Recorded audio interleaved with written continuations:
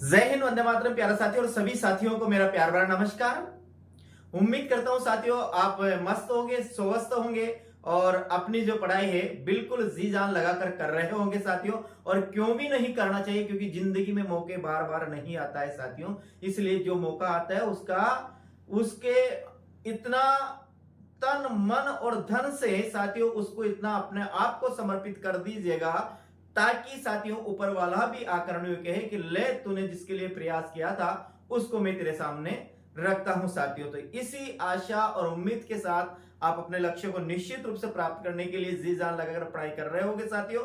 और आज अपनी ये व्याकरण की साथियों दूसरी क्लास है। कल पहली क्लास थी व्याकरण की, उसमें वर्ण की परिभाषा, साथ ही साथ वर्णों का विभाजन, यानी कि वर्ण को दो भागों में बांटा गया है, स्वर और व्यंजन, ये देखे थे। आज पढ़ेंगे साथियों अपन स्वरों का वर्गीकरण साथियों। देखिएगा साथियों मेरे इस YouTube चैनल पर जिसका नाम टॉपर क्लासेस है, इस पे आपको रोज सुबह 10 बजे आपको व्याकरण की क्लास देखने को मिलेगी, जो आपको साथियों राजस्थान के या इंडिया के हर एग्जाम में हिंदी व्याकरण आती है।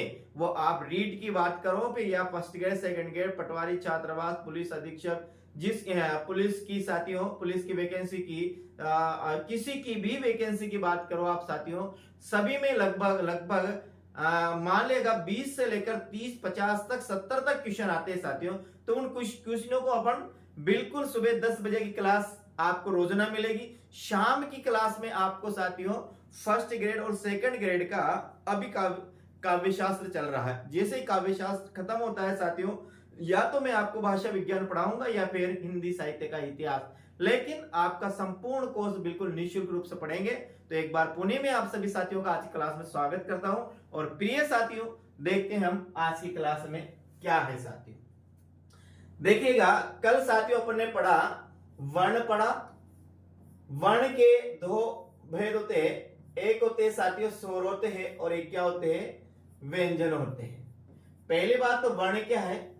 वर्ण वह छोटी से छोटी इकाई, यानी कि भाषा की वह छोटी से छोटी इसका इकाई जिसका विभाजन नहीं किया जा सकता है, वह वर्ण कहलाती है। जो अविभाज्य इकाई है उसे वर्ण कहते हैं। जिसके टुकड़े नहीं किए जा सकते हैं उसे वर्ण कहते हैं। यह वर्ण की परिभाषा देखी। फिर साथियों वर्ण में स्वर भी आते हैं और वर्ण में व्यंजन भी आते हैं। स्वरों को साथियों क्या बोलते हैं, स्वर वर्ण बोलते हैं, और व्यंजनों को साथियों क्या बोलते हैं, व्यंजन वर्ण बोलते हैं। इस प्रकार इसमें क्या आते हैं, स्वर भी आते हैं और व्यंजन भी आते हैं। जो स्वर होते हैं इनका स्वतंत्र रूप से उच्चारण किया जाता है, यानी किसी की सहायता से इनका उच्चारण नहीं किया जाता। व्यंजनों का स्वरों की सहायता से उच्चारण किया जाता है। यहां तक अपन ने देखा है साथियों। अब आगे हम बात करेंगे साथियों, यहां पर आगे बात करेंगे कि फिर स्वर कितने माने गए और व्यंजन कितने माने गए साथियों। देखिए बात करते हैं जो हिंदी है, हिंदी की जननी संस्कृत है। हिंदी की जननी क्या है, संस्कृत है। यानी हिंदी की उत्पत्ति किससे हुई साथियों, संस्कृत हुई। बात करते हैं तो संस्कृत में स्वरों की संख्या कितनी मानी गई है, 13। लेकिन हिंदी में स्वरों की संख्या कितनी मानी गई है साथियों, 10 मानी गई और 11 मानी गई है। और मात्राओं की संख्या कितनी मानी गई है, 10 मानी गई है साथियों।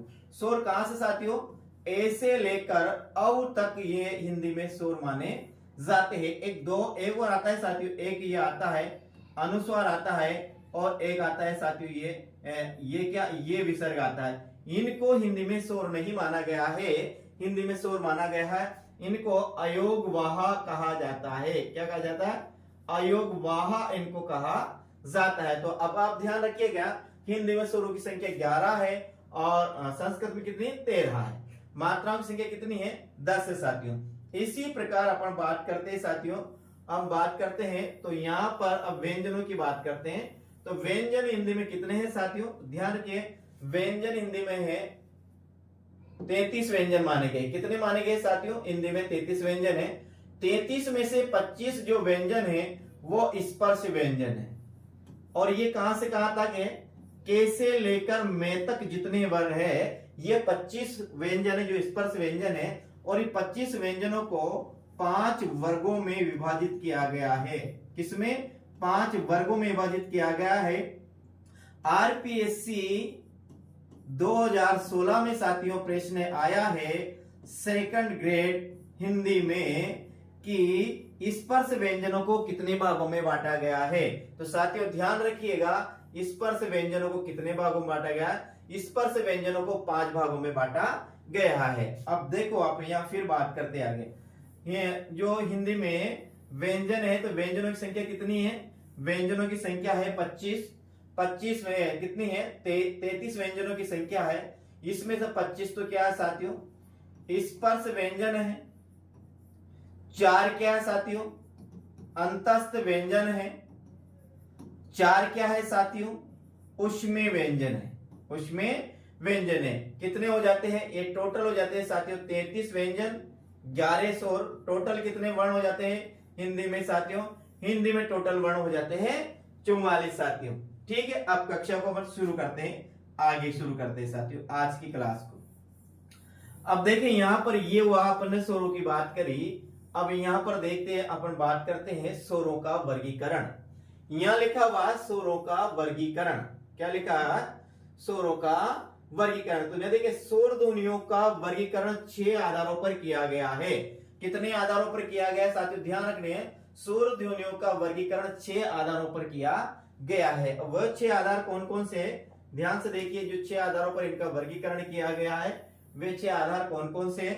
पहला देखिए, पहला उच्चारण समय और काल के आधार पर, यानी कि उच्चारण समय भी कह सकते हैं, उच्चारण काल के आधार, काल को ही समय कहते हैं, समय को क्या कहते हैं काल कहते हैं। तो देखिए उच्चारण समय काल के आधार पर, उच्चारण स्थान के आधार पर, निर्माण बनावट रचना बनावट निर्माण या व्युत्पत्ति के आधार पर, औष्ठ आकृति के आधार पर। औष्ठ का मतलब है औष्ठ प्लस आकृति, होस्ट का मतलब होता है होठों की आकृति के आधार पर, होठों की आकृति के आधार पर, जीवा आकृति के आधार पर, मुख आकृति के आधार पर। इस प्रकार से स्वरों को कितने भागों में बांटा गया है साथियों, स्वरों को बांटा गया 6 भागों में। अब 6 भाग आपको याद करना है, बिल्कुल कंठस्थ याद करना है। कंठस्थ कैसे करेंगे साथियों, इसका पहला एक बार देखते हैं। उच्चारण समय और काल के आधार पर, उच्चारण स्थान के आधार पर, रचना बनावट निर्माण या व्युत्पत्ति के आधार पर, औष्ठ आकृति के आधार पर, जीवा आकृति के आधार पर और मुख आकृति के आधार पर। जीवा स्थान के आधार पर साथियों, यहाँ है जीवा आकृति के आधार पर नहीं, जीवा स्थान के आधार पर और यहाँ है मुख आकृति के आधार पर। यहाँ जीवा स्थान के आधार पर साथियों, जीवा स्थान के आधार पर, ओष्ठ आकृति के आधार पर। अब देखें यहां याद करेंगे साथियों इसको, समय समय स्थान रचना औष्ठ जीवा, औष्ठ जीवा और मुख, क्या याद करेंगे मुख। इस प्रकार से इसको याद करेंगे कैसे, समय स्थान रचना औष्ठ जीवा मुख। कैसे, समय स्थान औष्ठ जीवा मुख साथियों, इस प्रकार से इसको याद करेंगे। कैसे याद करेंगे, समय स्थान जीवा मुख औष्ठ के आधार पर इसको अपन याद करेंगे साथियों। एक बार पुनः देखिएगा किस प्रकार से याद करेंगे, यानी कि स्वरों को का वर्गीकरण 6 आधारों पर किया गया है। कितने आधारों पर किया गया है, 6 आधारों पर किया गया है। एक है उच्चारण समय के आधार पर, दूसरा साथियों उच्चारण स्थान के आधार पर, रचना बनावट निर्माण व्युत्पत्ति के आधार पर, औष्ठ आकृति के आधार पर, जीवा स्थान के आधार पर साथियों, यहाँ है जीवा स्थान के आधार पर और मुख आकृति के आधार पर। इस प्रकार से देखा जाए तो स्वरों को 6 भागों में, स्वरों का जो वर्गीकरण किया गया है वो 6 भागों में किया गया है। याद करने का तरीका है जैसे हम पर्यायवाची शब्द याद करते हैं ऐसे इनको याद करिएगा, ये बिल्कुल याद हो जाएगा यदि इस आपने याद किया। कैसे, या मान लेते हैं यहाँ लिखा हुआ है स्वर ध्वनियों का वर्गीकरण 6 आधारों पर। 6 कैसे, उसमें याद करें समय स्थान रचना औष्ठ जीवा मुख, समय स्थान रचना औष्ठ जीवा मुख, समय स्थान रचना औष्ठ जीवा मुख, समय स्थान औष्ठ जीवा मुख, समय स्थान रचना औष्ठ जीवा मुख, समय स्थान रचना औष्ठ जीवा मुख। इस प्रकार से आप इसे याद करेंगे साथियों, तो 6 प्रकार आपको याद हो जाएंगे। अब बात करते हैं आगे, एक एक करके इनको हम पढ़ते हैं साथियों। आप बिल्कुल निश्चिंत हो जाइए, मैं पूरी व्याकरण आपको बिल्कुल आपको साथियों पढ़ाऊंगा, आपका एक भी प्रश्न गलत नहीं जाएगा व्याकरण से संबंधित साथियों, ये मैं पूरी आपको विश्वास दिलाता हूं साथियों। बशर्त ये है कि आप बने रहिएगा मेरी क्लास में। बिल्कुल साथियों, यदि आप क्लास में बने रहे तो आप बिल्कुल ही साथियों आपका एक भी प्रश्न गलत जाने की संभावना नहीं रहेगी। बस शर्त यह है कि आप साथियों लगातार क्लास में बने रहिएगा, फिर देखते हैं कि आपके कैसे व्याकरण में से पूरे नंबर आते हैं। देखिए अब हम बात कर रहे हैं यहां पर किसकी बात कर रहे हैं साथियों, हम बात करते हैं यहां पर पहला आता है अपना जो स्वरों का वर्गीकरण 6 आधारों पर किया गया है, उसमें अपना पहला आता है उच्चारण समय और काल के आधार पर। तो देखिए उच्चारण समय और काल के आधार पर स्वरों को दो भागों में बांटा गया है। एक होते हैं साथियों अश्व स्वर, एक होते हैं दीर्घ स्वर। क्या होते हैं, एक होते हैं अश्व स्वर और एक होते हैं साथियों दीर्घ स्वर। ह्रस्व स्वरों को लघु स्वर भी कहा जाता है, दीर्घ स्वरों को साथियों गुरु स्वर भी कहा जाता है। ध्यान रखना, ह्रस्व स्वर को लघु स्वर भी कहा जाता है और दीर्घ स्वर को साथियों गुरु स्वर भी कहा जाता है। किसके आधार पर पढ़ रहे हैं अपन, समय स्थान समय और काल के। समय का मतलब यानी कि वे कौन कौन से स्वर है जिनको बोलने में कितना समय लगता है, तो यहां समय के आधार पर है। तो समय के आधार पर स्वर को कितने भागों में बांटा गया है, दो भागों में। एक है यहाँ ह्रस्व स्वर, यहाँ ये साथियों यहाँ ऐसा आएगा ह्रस्व स्वर है, और एक है दीर्घ स्वर है साथियों। पहला कितने भागों में बांटा गया है, दो। पहला ह्रस्व स्वर है और दूसरा है साथियों दीर्घ स्वर है। क्या है, ह्रस्व स्वर को क्या कहते हैं, लघु स्वर कहते हैं, और दीर्घ स्वर को क्या कहते हैं साथियों, गुरु स्वर को गुरु स्वर कहते हैं। अब देखिए आगे बात करते हैं, एक एक बात बिल्कुल क्लियर करूंगा, आपका कोई जितने भी डाउट है सब क्लियर हो जाएगा। बात करते हैं जिन स्वरों के उच्चारण में कम समय लगता है, अर्थात कितनी, एक मात्रा का समय लगता है, उन्हें ह्रस्व स्वर कहते हैं साथियों। जिन स्वरों के उच्चारण में कम समय लगता है, अर्थात एक मात्रा का समय लगता है, कितनी मात्रा का, एक मात्रा का समय लगता है, उनको ह्रस्व स्वर कहा जाता है। ह्रस्व स्वरों को लघु स्वर भी कहा जाता है। ध्यान रखना साथियों, ह्रस्व स्वर को क्या कहा जाता है, ह्रस्व स्वरों को लघु स्वर भी कहा जाता है। लघु स्वर वह स्वर जिनको उच्चारण करने में कम समय लगता है, अर्थात जिनके उच्चारण करने में एक मात्रा का समय लगता है, उन्हें ह्रस्व स्वर कहते हैं, और ह्रस्व स्वरों को लघु स्वर भी कहते हैं। इनकी संख्या 4 है। ह्रस्व स्वरों की संख्या कितनी है साथियों, 4 है। कौन है, ए, ई, उ और री, ये ह्रस्व स्वर साथियों। ह्रस्व स्वरों की संख्या यानी लघु स्वरों की संख्या कितनी है, 4 लघु स्वरों की संख्या है। और 4 कौन कौन सी है साथियों, देखिएगा जो 11 स्वर है, 11 स्वरों में से 4 से कौन आता है, लघु स्वर आ जाता है। बचते कितने, अब 7। कौन कौन से साथियों लघु स्वर की हम बात कर रहे हैं, लघु स्वर है अपने ए, एक क्या साथियों छोटी ई, एक है अपने छोटा वो, और एक है साथियों री। इस प्रकार से हम बात करते हैं तो लघु स्वर ये 4 है, और लघु स्वरों की संख्या कितनी है, 4 है। लघु स्वर वह स्वर जिनके उच्चारण करने में कम समय लगता है, अर्थात एक मात्रा का समय लगता है, उन्हें लघु स्वर कहा जाता है साथियों। कितना, एक मात्रा का समय लगता है, उन्हें लघु स्वर कहा जाता है। और इनकी संख्या कितनी है, इनकी संख्या 4 है, और ये ए, ई, उ और री है साथियों। अब आगे हम बात करते हैं, अब किसके आधार पर पढ़ रहे हैं हम, उच्चारण समय या काल के आधार पर पढ़ रहे हैं। तो उच्चारण समय या काल के आधार पर स्वरों को कितने भागों में बांटा गया है, 2 भागों में बांटा गया है। कौन से, ह्रस्व स्वर और दीर्घ स्वर। ह्रस्व स्वर को लघु भी कहते हैं, क्या कहते हैं साथियों, लघु, और इसको कहते हैं गुरु स्वर भी कहते हैं। ह्रस्व स्वरों की संख्या कितनी है, 4 है। ह्रस्व स्वरों की संख्या कितनी है साथियों, ध्यान रखना 4 है। अब आगे देखते हैं साथियों, आगे बात करते हैं। आगे आता है अब दीर्घ स्वर आते हैं। दीर्घ स्वर कौन कौन से है साथियों, देखिए बात करते हैं दीर्घ स्वरों की।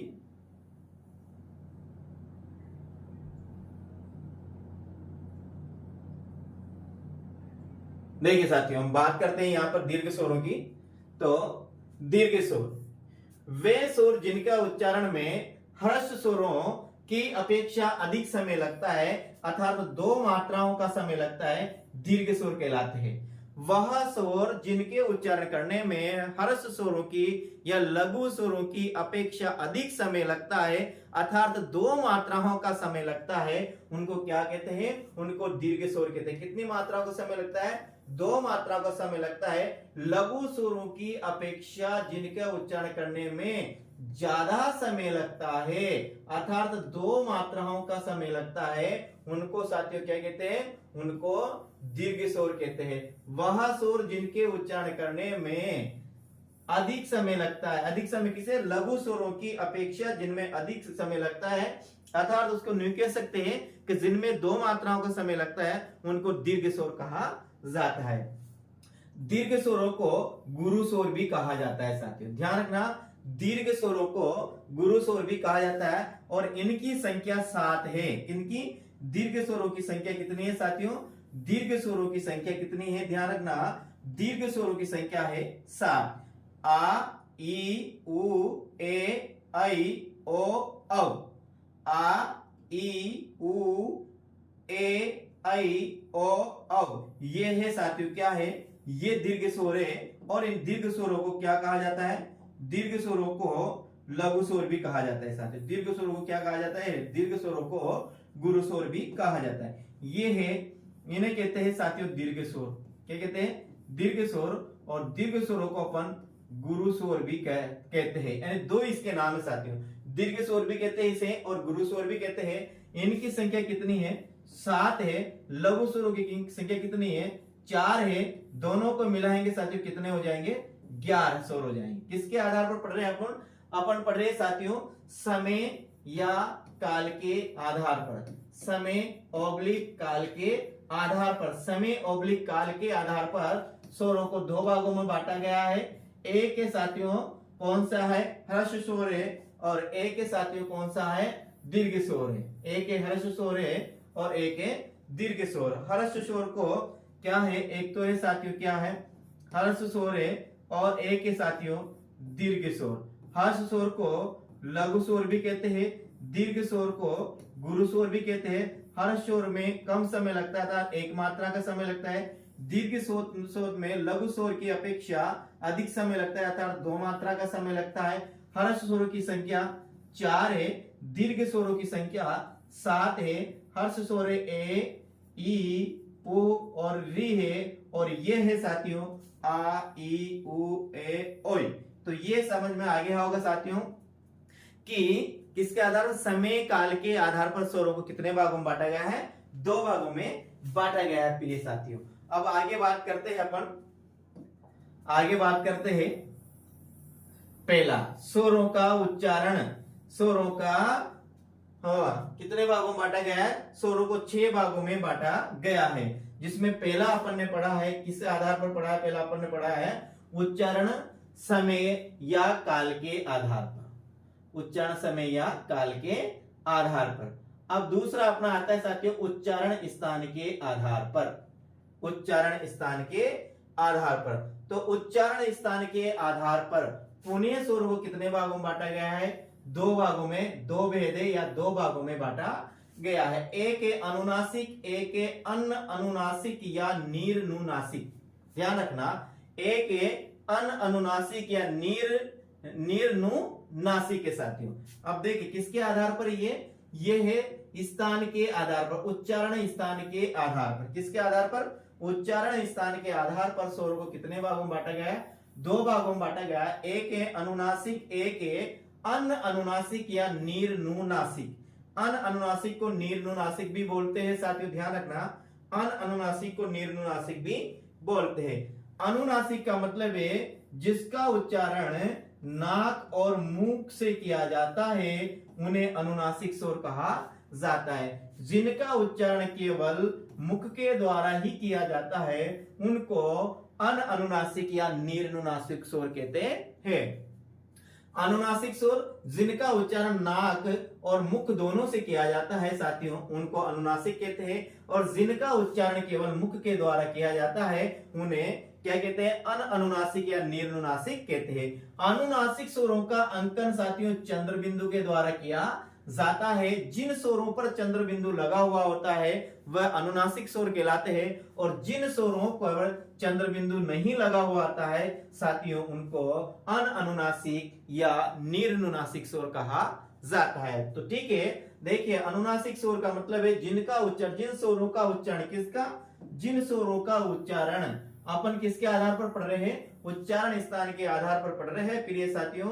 तो अनुनासिक स्वर का मतलब है जिनका उच्चारण नाक और मुख दोनों के साथ, दोनों से किया जाता है, एक साथ जिनको उच्चारण करने में मुख भी और नाक भी दोनों ही काम में ली जाती है उनको अनुनासिक कहते हैं। और जिनके उच्चारण में प्रिय साथियों केवल मुख का ही प्रयोग किया जाता है उनको अनअनुनासिक या निरनुनासिक कहते हैं। अनुनासिक स्वरों का अंकन चंद्र बिंदु के माध्यम से किया जाता है और अनअनुनासिक या निरनुनासिक स्वरों का अंकन बिना चंद्र बिंदु के किया जाता है साथियों। ये देखा, अब देखिएगा आगे इनकी हम डिटेल पढ़ते हैं। मैं कह रहा हूं साथियों यदि आप लगातार जुड़े रहे मेरी क्लास से तो आपको व्याकरणी नहीं, आपको साथियों हर चीज में मैं कंप्लीट करा दूंगा, ऐसी मेरी गारंटी है। बस ये है कि आप रोजाना नियमित रूप से क्लास से जुड़े रहिएगा, क्लास को लाइक जरूर करिएगा साथियों, और अधिक से अधिक शेयर जरूर करिएगा। ऐसे आप अधिक से अधिक शेयर करेंगे तो मेरा हौसला और अफजाई होगा और मैं आपको और अच्छी तरह से कंटेंट उपलब्ध कराऊंगा, अच्छे नोट्स उपलब्ध कराऊंगा और अच्छी तरह से मैं आपको पढ़ाने की कोशिश करूंगा।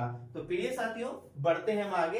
अब देखिए यहाँ देखते हैं अनुनासिक स्वर की परिभाषा देखते हैं। जिन स्वरों के उच्चारण में ध्वनि मुख और नाक दोनों से बाहर निकलती है उन्हें अनुनासिक स्वर कहते हैं। जिन स्वरों के उच्चारण में ध्वनि किससे, मुख से भी और नाक से भी दोनों से बाहर निकलती है उन्हें अनुनासिक स्वर भी कहते हैं। अनुनासिक स्वरों का अंकन चंद्र बिंदु के द्वारा किया जाता है। यह ध्यान रखना, यह गड़बड़ है। अनुनासिक स्वरों का अंकन चंद्र बिंदु से किया जाता है। जैसे साथियों ये गांव में चंद्र बिंदु है, साचा में चंद्र बिंदु है, दांत में चंद्र बिंदु है, आंगन में चंद्र बिंदु है। और साथियों जैसे हम लिखते हैं ये छाहा में चंद्र बिंदु है, जैसे हम लिखते हैं साथियों और क्या लिखते हैं, और भी ऐसे कई शब्द आते हैं जिनको हम चंद्र बिंदु के माध्यम से लिख सकते हैं। जैसे एक शब्द भी आता है साथियों, हम लिखते हैं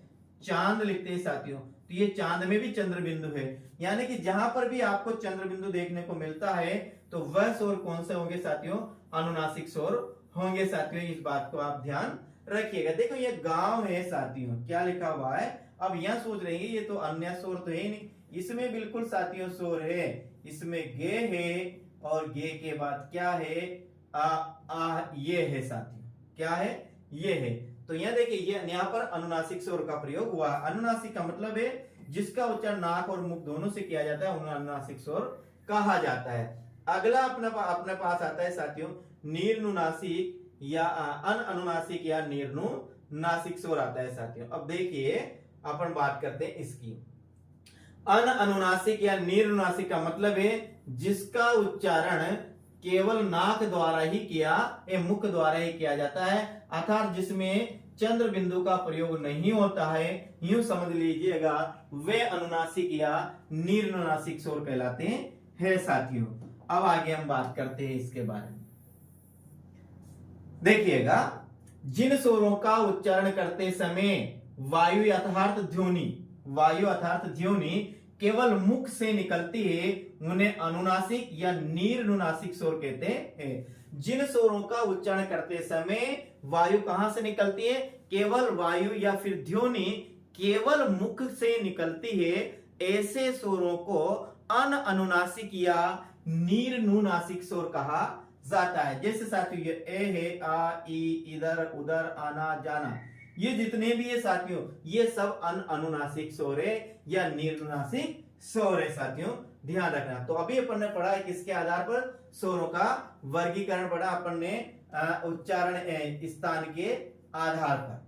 क्या इसके आधार पर, उच्चारण स्थान के आधार पर। तो उच्चारण के स्थान के आधार पर स्वरों को कितने भागों में बांटा गया है साथियों, अपन ने उच्चारण स्थान के आधार पर स्वरों को अपन ने 2 भागों में बांटा गया है। एक तो क्या है अनुनासिक स्वर है साथियों, और एक है अनअनुनासिक स्वर, एक है अनअनुनासिक स्वर साथियों। देखिए आप ध्यान देखिए, नोट करके क्या लिखा बिल्कुल ध्यान समझिएगा इस बात को, ध्यान नोट को ध्यान से देखिए। शिरोरेखा के ऊपर मात्रा लगी हो तो वहां चंद्र बिंदु को केवल बिंदु द्वारा अंकित किया जाता है। अब ध्यान देना, शिरोरेखा के ऊपर यदि मात्रा लगी हुई है तो वहां पर अनुस्वार किसको, चंद्र बिंदु को केवल बिंदु द्वारा अंकित किया जाता है साथियों, ध्यान रखना। अब जैसे अभी अपन ने देखा है कि अगली अभी जो देखा अपन ने, जैसे यहाँ लिखा हुआ था, यहाँ लिखा है, ये नहीं लिखते अपन ने लिखते हैं गांव, तो गांव के ऊपर ये शिरोरेखा है, शिरोरेखा पर कोई मात्रा नहीं है तो ये ऐसे लिखा होगा। जैसा अपन ने लिखा है यहाँ साचा, साचा के ऊपर शिरोरेखा, शिरोरेखा पर कोई मात्रा नहीं, केवल यही है। अपन ने यहाँ लिखा है साथियों दांत, दांत के ऊपर शिरोरेखा है, यहाँ पर कोई मात्रा नहीं है। अपन ने लिखा है यहाँ चांद लिखा है साथियों, क्या लिखा, ये लिखा चांद, और चांद के ऊपर कोई मात्रा नहीं, केवल ये बिंदु है। तो जहां पर शिरोरेखा के ऊपर मात्रा नहीं होगी वहां पर चंद्र बिंदु ये आएगा। लेकिन यदि शिरोरेखा के ऊपर क्या लगी हुई है साथियों, मात्रा लगी हुई है, तो क्या आएगा, मात्रा लगी हुई क्या आएगा।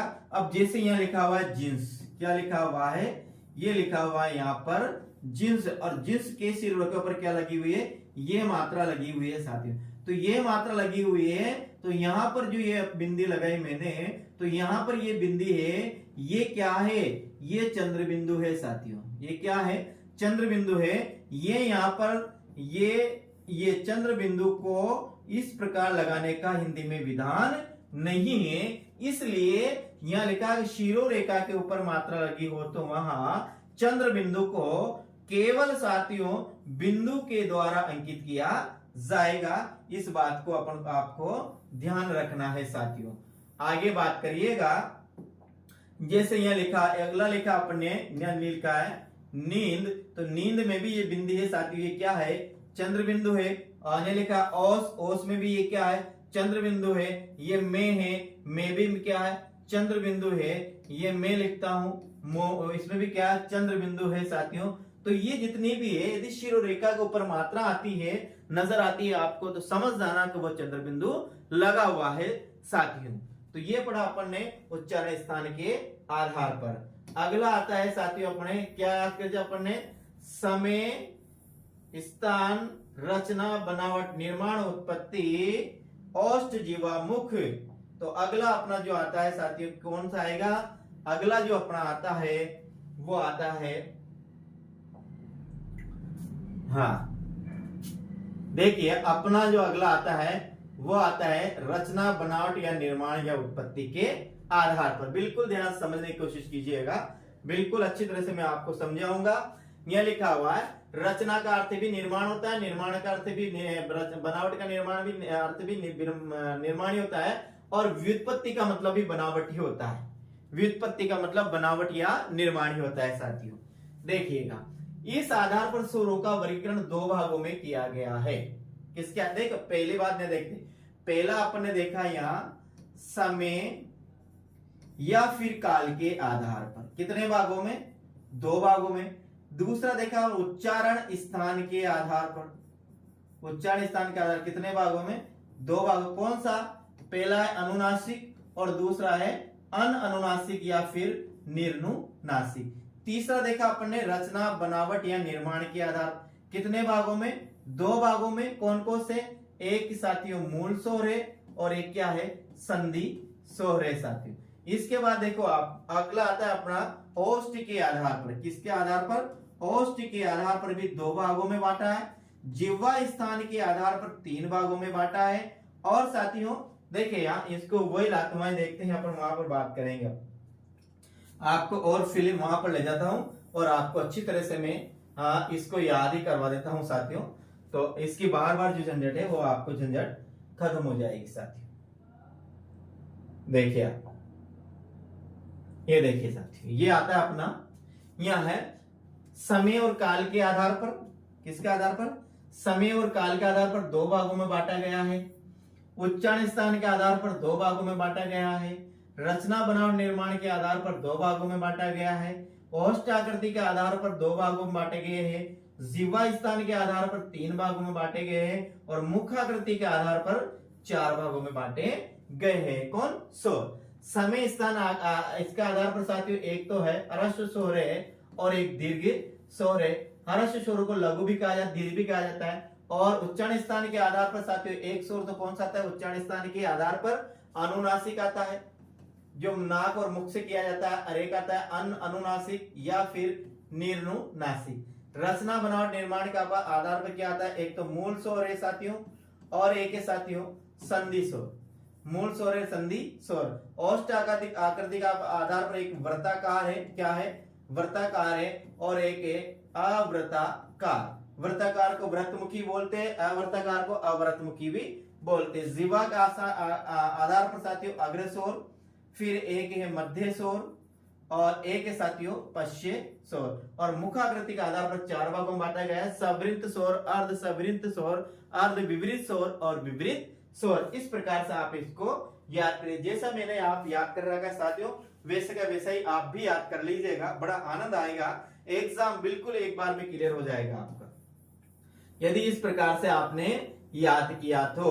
आप इसी प्रकार से याद करिएगा और मैं आपको बेहतरीन से बेहतरीन में पढ़ाने की आपको कोशिश है साथियों मेरी, कि आपको जो परेशानी मेरे को आई वह परेशानी आपको नहीं आए है साथियों।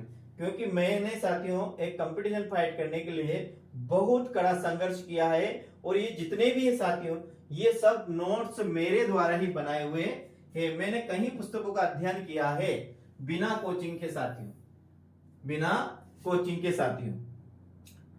मैंने आज तक जीके की कोचिंग नहीं की साथियों, और हिंदी की कोचिंग भी मात्र मैंने 1.5 से 2 महीने की कोचिंग की है। बाकी सब ये सब साथियों मैंने ऐसे ही याद किया है। देखिए बात करते हैं अपन यहाँ पर।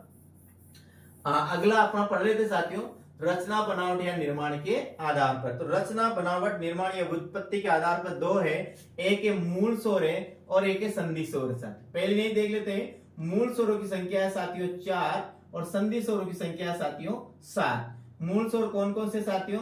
एक तो ए है, एक ई है, एक ऊ है और एक है साथियों री। ये मूल स्वर है साथियों। संधि स्वर साथियों आ, एक है बड़ी ई, एक बड़ा ओ, एक ए, एक आई और एक ओ और एक है साथियों औ। इस प्रकार से ये संधि स्वर है और साथियों ये है मूल स्वर। इन संधि स्वरों में से 3 स्वर साथियों ये ये पीछे की जो 4 है ए आई ओ औ, ए आई ओ औ, इनको साथियों संयुक्त स्वर भी कहते हैं और इनको संधेय अक्षर भी कहते हैं। क्या कहते हैं? इनको संधेय अक्षर भी कहते हैं। इनको संयुक्त स्वर भी कहते हैं, इनको संधेय अक्षर भी कहते हैं। किसको साथियों?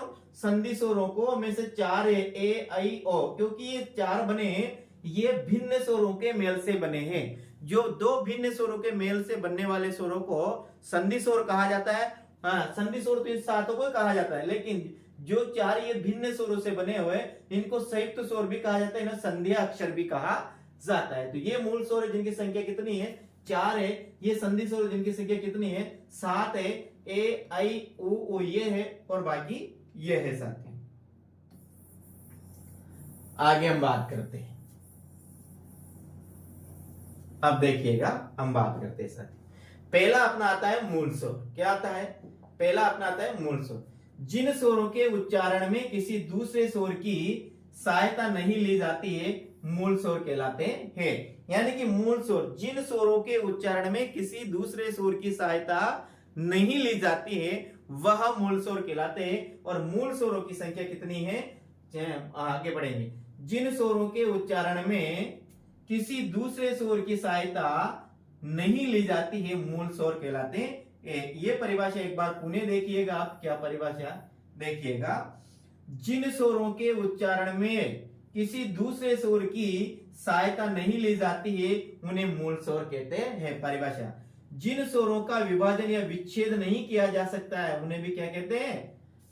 मूल स्वर। क्योंकि ए का भी विभाजन नहीं किया जा सकता है, ई का भी विभाजन नहीं किया जा सकता है, ओ का भी विभाजन नहीं किया जा सकता है और रे का भी विभाजन नहीं किया जा सकता है। ध्यान रखना, हिंदी में दीर्घ रे का प्रयोग नहीं होता है। दीर्घ रे का प्रयोग साथियों कहां पर होता है? दीर्घ री का प्रयोग होता है संस्कृत में। इस बात को आप ध्यान रखिएगा। देखिएगा, अब हम बात करते हैं यहां पर कि क्या बात कर रहे हैं अपन, मूल स्वरों की बात कर रहे हैं। तो मूल स्वरों की पहली परिभाषा ये है। दूसरी परिभाषा, जिन स्वरों का विभाजन या विच्छेद नहीं किया जा सकता है वह मूल स्वर कहलाते हैं। मूल स्वरों की संख्या 4 है। कितनी है साथियों? मूल स्वरों की संख्या 4 है। ए, ई, उ और री। ए, ई, उ और री, ये मूल स्वर है। और ये मूल स्वरों की संख्या कितनी है? 4 है प्रिय साथियों। कितनी है? 4 है प्रिय साथियों। तो ये मूल स्वर पढ़े। अब अपन आगे आते हैं साथियों, किसके बारे में पढ़ेंगे? अब पढ़ेंगे संधि स्वरों के बारे में पढ़ेंगे साथियों। तो देखिए, संधि स्वर आते हैं अपने। ये रहे अपने संधि स्वर, ये रहे अपने संधि स्वर रहे साथी।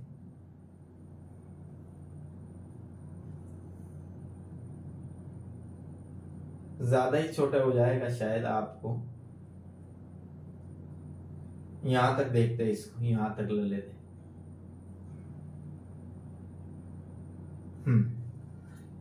यहां तक देखते हैं, आगे जो भी होगा वो आगे देखेंगे साथी। देखिएगा, अपन पढ़ रहे हैं यहां पर, क्या पढ़ रहे हैं? संधि स्वर। क्या? संधि स्वर।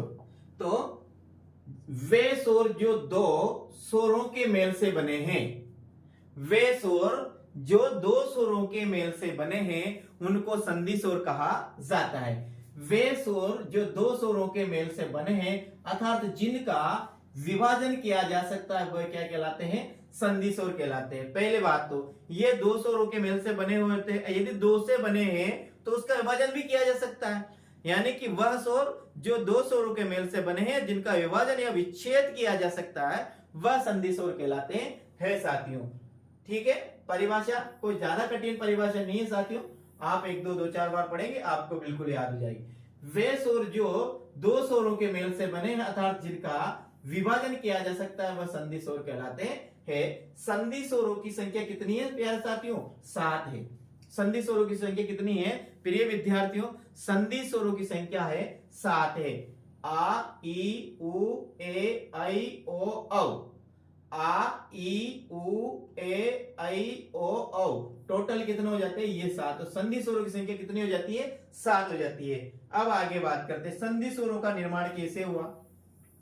संधि स्वरों का निर्माण क्योंकि दो स्वरों के मेल से बने हुए हैं जिनका विभाजन किया जा सकता है, जिनका विच्छेद किया जा सकता है, वह संधि स्वर कहलाते हैं। अब देखिए, ये आ, ई, उ, ए, ऐ, ओ, औ साथियों। आ का निर्माण हुआ, ए से मिलकर आ का निर्माण हुआ, ई और ई से मिलकर बड़ी ई का निर्माण हुआ, उ और उ मिलकर बड़ा उ का निर्माण हुआ। अब देखें यहां ए आ के बाद ई हो तो ए बनेगा। क्या बनेगा? पुनः देखिएगा, इस लाइन को देखिएगा अपन। नया आपको यदि समझ में आ गया, इस लाइन को देखिए। यदि ए आ और ई दोनों ही मिलकर इस ए का निर्माण करते हैं और फिर ये ए आई का निर्माण, ए आ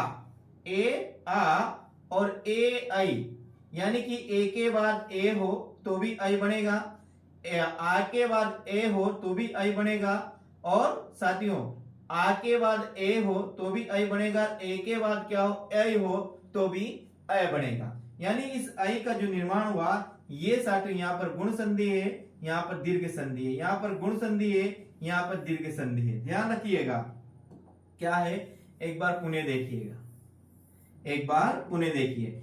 ए का निर्माण बना ए आ और ई से बना ए, ये आई बना ए आ और ए आई से बना आई, ओ बना साथियों ए आ और उ से क्या बना? ओ, और औ बना साथियों ए आ और ओ और औ से बना औ बना साथियों।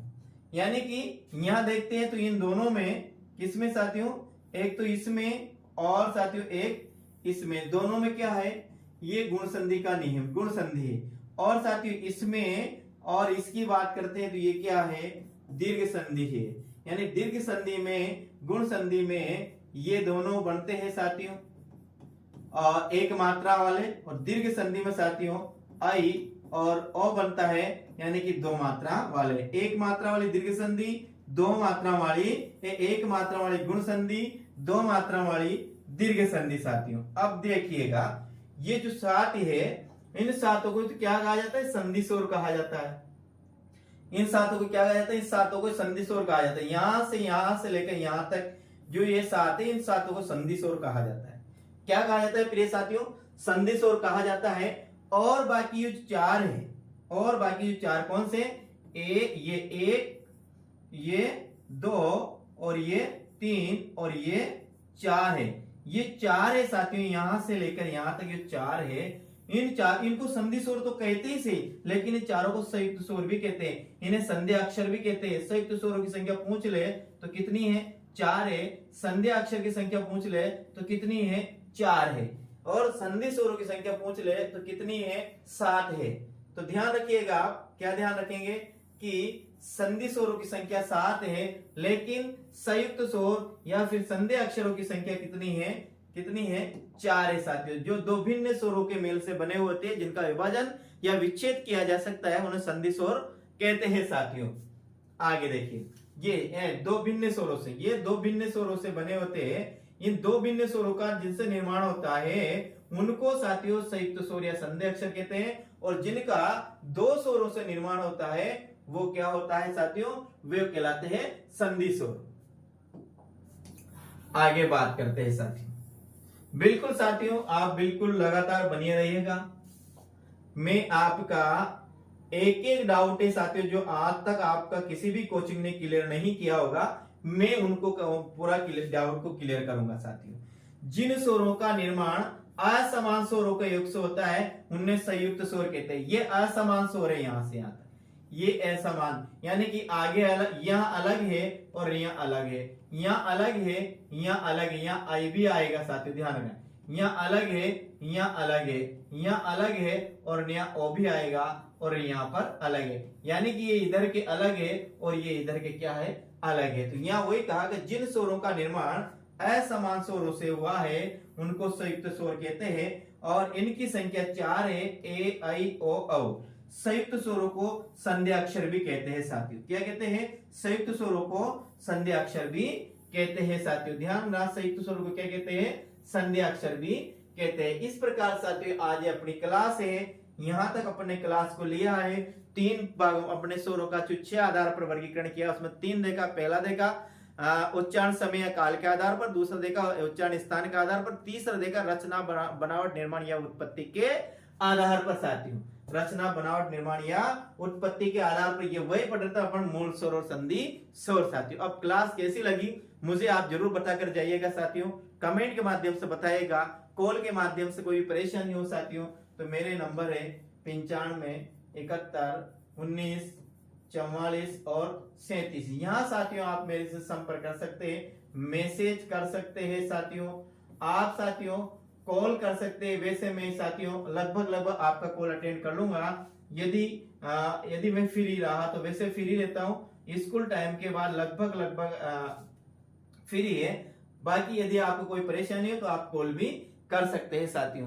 तो चलते हैं साथियों, मिलते हैं अगली क्लास में। बहुत अच्छी तरह से पढ़ते रहिएगा, तन मन धन लगाकर पढ़ते रहिएगा, आपकी वैकेंसी बहुत जल्दी आने वाली ऐसी संभावना जताई जा रही है साथियों। तो जय हिंद, वंदे मातरम, राम राम साथियों।